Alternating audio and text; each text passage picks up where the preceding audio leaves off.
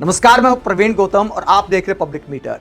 दोस्तों, वीडियो में इस बात का विश्लेषण करेंगे कि अखबार की खबर शेयर करते हुए, फाइनेंशियल टाइम्स की खबर शेयर करते हुए ईरान के विदेश मंत्री ने किसकी फजीहत वाला एक ऐसा पोस्ट किया है जिसकी दुनिया भर में चर्चा हो गई है, किसके भीख मांगने की बात की है, अमेरिका भारत को लेकर क्या बोल दिया ईरान के विदेश मंत्री ने, बयान आपको सुनाएंगे। पहले बात करते जो पीआर किया जा रहा है उसकी। पीआर करने वालों को थोड़ा शर्मिंदा तो होना चाहिए। दुनिया के बड़े मीडिया हाउस द इकोनॉमिक्स ने क्या छापा है पीएम मोदी को लेकर, वो भी आपको दिखाएंगे कि जो आज ईरान ने रास्ता देने का फैसला किया है, जिस तरह की अनाधिकारिक तौर पर खबरें सामने आ रही हैं कि कुछ जहाजों को रास्ता दे दिया गया है। दुनिया की मीडिया में भी यह खबर छपी है, तो इस सच्चाई हो सकती है। हालांकि 2-3 दिन से काफी इसको लेकर अटकलें लगाई जा रही थी, कुछ क्लियर नहीं हो पा रहा था। लेकिन जब पूरी दुनिया की मीडिया में बात छप रही है कि भारत के जहाजों को ईरान ने रास्ता देने का फैसला किया है, कुछ जहाजों को रास्ता दे दिया गया है, जब इस तरह की खबरें सामने आ रही हैं तो इसमें सच्चाई हो सकती है। लेकिन क्या इसमें यह पीआर किया जा सकता है? यह पीएम मोदी की विदेश नीति की जीत है, पीएम मोदी के कद की जीत है। डंका बज रहा है पीएम मोदी का, यह प्रचार शुरू हो गया है। प्रचार करने वालों को शर्म तो आनी चाहिए। आज कहा जा रहा है कि देखिए, पीएम मोदी इजराइल और ईरान दोनों को साथ लेकर चले, ईरान के साथ भी दोस्ती निभाई, इसीलिए पीएम मोदी की वैश्विक नीति की यह जीत है। तो क्या ईरान के साथ हाल फिलहाल हमने कितनी दोस्ती निभाई है, ये सवाल अपने आप में बहुत बड़ा है।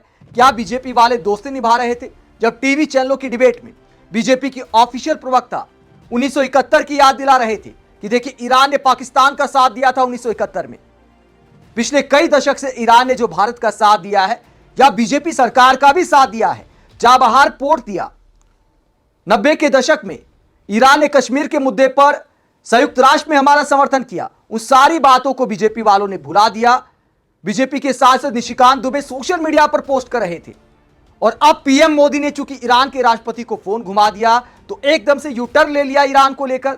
अब कहते देखिए, पीएम मोदी ने और हमने दोस्ती निभाई है, यह हमारी वैश्विक नीति की जीत है कि ईरान ने रास्ता दिया है। यह 140 करोड़ के देश की जीत है, 140 करोड़ की आबादी वाले देश की ताकत की जीत है।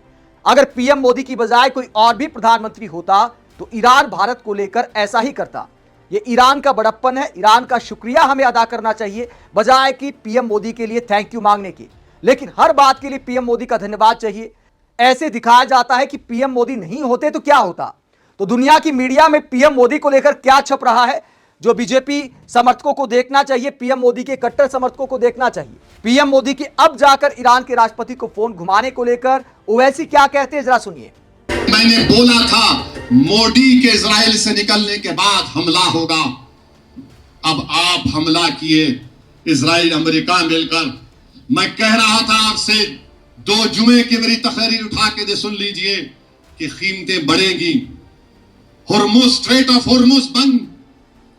हमारा 60% तेल गैस सऊदी अरब से, इराक से, कुवैत से, कतर से गैस, और ये सब उसी से आता है। ये तमाम संगी लोग कुछ नहीं होता।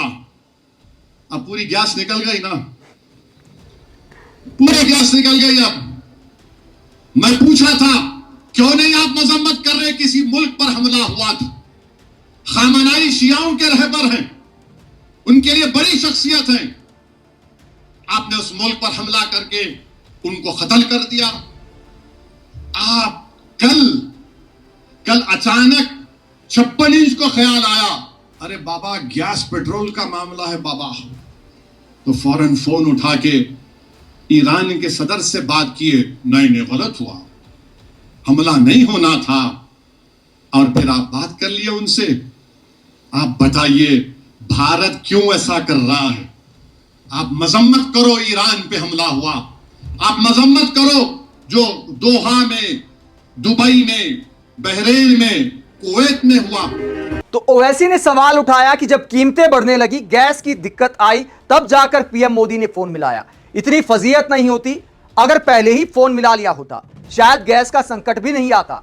ऐसी बातें कई विपक्षी नेताओं ने उठाई हैं, और अब प्रचार किया जा रहा है कि देखिए, पीएम मोदी तो ईरान को भी साथ लेकर चले हैं और अमेरिका को भी साथ लेकर चले हैं। इसे कहते हैं मोदी की ताकत। तो क्या यह मोदी की ताकत है? भारत में मोदी समर्थकों के प्रचार से अलग दुनिया क्या सोचती है? द इकोनॉमिस्ट ने क्या छाप दिया? दुनिया का बड़ा मीडिया हाउस है, सुप्रिया श्नेत ये खबर दिखाते हुए क्या कहती हैं? सुप्रियाश ने जो खबर शेयर की द इकोनॉमिस्ट की, उसमें क्या लिखा है? उसमें लिखा गया है कि ईरान वॉर को लेकर पीएम मोदी ज्यादातर साइलेंट रहे और यह डोनाल्ड ट्रंप के डर को दिखाता है। तो कुल मिलाकर सार इस खबर का यही है। हेडलाइन आप देख सकते हैं जहां साफ लिखा है कि ईरान वॉर को लेकर पीएम मोदी साइलेंट रहे। आगे यह भी लिखा है कि यह डोनाल्ड ट्रंप के डर को दिखाता है। सुप्रियाश ने इस खबर को शेयर करते हुए कहती है कि दुनिया कहती है कि नरेंद्र सरेंडर, भारत के लिए कितनी शर्मिंदगी की बात है। सुप्रियाश नेत के अलावा राजनीतिक विश्लेषक संजय झा ने भी इस बात को दोहराया कि देखिए पीएम मोदी की दुनिया में क्या छवि हो गई है। द इकोनॉमिस्ट कोई छोटा मोटा मीडिया हाउस नहीं है। एक्स पर ही अगर इसकी फॉलोइंग आप देखेंगे, कितने फॉलोअर्स हैं इसके, 25 मिलियन से ज्यादा आप देख सकते हैं। 25.9 मिलियन फॉलोअर्स है दुनिया में। तो बड़ा मीडिया हाउस है जिसने ये छापा है। लंदन का मीडिया हाउस है। ब्रिटेन के मीडिया हाउस ने जब इतनी बड़ी खबर छापी है तो पूरी दुनिया में देखी जाती, चर्चा होती है कि पीएम मोदी के बारे में दुनिया की मीडिया में क्या छप रहा है। और हमारे यहां प्रचार किया जा रहा है कि ईरान ने कुछ जहाजों को रास्ता दे दिया तो वैश्विक जीत हो गई। थोड़ा शर्मिंदा होना चाहिए। इसे लेकर कांग्रेस नेता श्रीनिवास बेवी क्या कहते हैं? श्रीनिवास बेवी कहते हैं, भक्तों के लिए दुखी हूं। पहले फादरलैंड के चक्कर में ईरान को आतंकवादी मुल्क बताते रहे। सरकार ने भी करीब एक हफ्ते तक ट्रंप के दबाव में चुप्पी साधे रखी और अंत में प्रधानमंत्री को खुद ईरान के राष्ट्रपति से बात करनी पड़ी। यह बताता है कि भारत की विदेश नीति आज वेंटिलेटर पर नहीं, जहन्नुम में जा चुकी है। तो बेहद सख्त भाषा का इस्तेमाल किया है श्रीनिवास बेवी ने। वही वरिष्ठ पत्रकार रणविजय सिंह कहते हैं, आपने वो सब कुछ किया जिससे आप बचते रहे। आपने ईरान के सुप्रीम लीडर की मौत पर दुख जताया, आपने ईरान में मारे गए बच्चों पर दुख जताया, आपने राष्ट्रपति से भी बात कर ली, विदेश मंत्री को भी कॉल पर कॉल करवाया। आपने सब किया, लेकिन देर से किया। समय से कर लेते तो हालात अलग होते। तो वरिष्ठ पत्रकार रणविजय सिंह कहते हैं कि अगर पहले ही समझदारी दिखा दी होती तो शायद ये संकट ना आता और ये बात खड़ी नहीं होती कि इतने दिन तक पीएम मोदी ईरान को लेकर चुप क्यों रहे। वहीं ईरान के विदेश मंत्री ने भारत की तेल खरीद पर क्या सुनाया है? ईरान के विदेश मंत्री ने फाइनेंशियल टाइम्स की खबर शेयर की जब यह खबर सामने आई कि जब अमेरिका ने भारत के अलावा बाकी देशों को भी 30 दिन के लिए रूस से तेल खरीद की परमिशन दे दी है, अलाउ कर दिया है, तो ईरान के विदेश मंत्री इसका मजाक उड़ाते हैं। और क्या खबर शेयर करते हैं? ईरान के विदेश मंत्री सैयद अब्बास अरागची ने पोस्ट किया है, बहुत सख्त भाषा का इस्तेमाल किया है, अमेरिका का मजाक उड़ाया है। इस खबर में लिखा है कि रूस हर दिन $150 मिलियन कमा रहा है। तो अमेरिका के राष्ट्रपति ट्रंप जिस रूस के तेल की दुकान बंद करना चाहते थे, उस दुकान की चांदी हो गई इस युद्ध में। और इसी बात को लेकर सैयद अब्बास अरागची भारत का नाम लेकर क्या बोलते हैं, इसका हिंदी अनुवाद मैं आपको बता देता हूं कि इन्होंने क्या कहा। सैयद अब्बास अरागची ने ईरान के विदेश मंत्री ने कहा, अमेरिका महीनों से भारत पर दबाव डाल रहा था कि वो रूस से तेल खरीदना बंद करे, लेकिन ईरान के साथ सिर्फ 2 हफ्ते की जंग के बाद अब व्हाइट हाउस दुनिया से, जिसमें भारत भी शामिल है, रूसी तेल खरीदने की अपील कर रहा है, रूसी तेल खरीदने की भीख मांग रहा है। यूरोप को लगा था कि अगर वो ईरान के खिलाफ अमेरिका के साथ खड़ा होगा तो बदले में अमेरिका रूस के खिलाफ उसका पूरा समर्थन करेगा। बहुत ही शर्मनाक। तो ईरान के विदेश मंत्री ने कहा कि अमेरिका अब भीख मांग रहा है दुनिया के देशों से, भारत से भी भीख मांग रहा है कि कृपया रूस का तेल खरीदिए ताकि दुनिया की मार्केट में तेल की दिक्कत ना हो, कीमतें कंट्रोल में रहें। तो अमेरिका के भीख मांगने का मजाक उड़ाया है और एक शब्द का इस्तेमाल किया है कि इंडिया को बुली किया। कई महीनों तक बुली किया अमेरिका ने रूस से तेल खरीदना बंद करने को लेकर। तो यह हमारी छवि दुनिया में बन रही है और हम कहते हैं कि हमारी वैश्विक नीति की जीत है।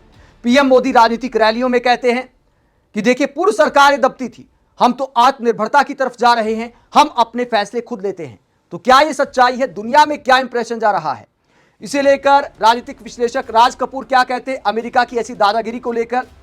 अजीब दोहरी नीति है अमेरिका की। कुछ महीने पहले तक भारत पर दबाव डाला जा रहा था कि वो रूस से तेल खरीदना बंद करे, तरह तरह की धमकियां और पाबंदियों की बात की जा रही थी, लेकिन अब हालात ऐसे हो गए कि वही व्हाइट हाउस दुनिया से भारत समेत रूसी तेल खरीदने की बात कर रहा है। इससे साफ दिखता है कि अमेरिका की नीतियां सिद्धांतों से नहीं बल्कि अपने फायदे से चलती हैं। जब उनके हित में हित होता है तो नियम बदल जाते हैं और जब दूसरे देश अपने हित की बात करें तो उन्हें दबाव में लाने की कोशिश की जाती है। दुनिया अब धीरे धीरे इस दोहरे रवैये को समझने लगी है। तो देश के बुद्धिजीवी भी मोदी सरकार को आईना दिखा रहे हैं कि अमेरिका मतलब का यार है। लेकिन सवाल यह उठता है कि क्या पीएम मोदी और मोदी जी के समर्थकों को समझ आएगा?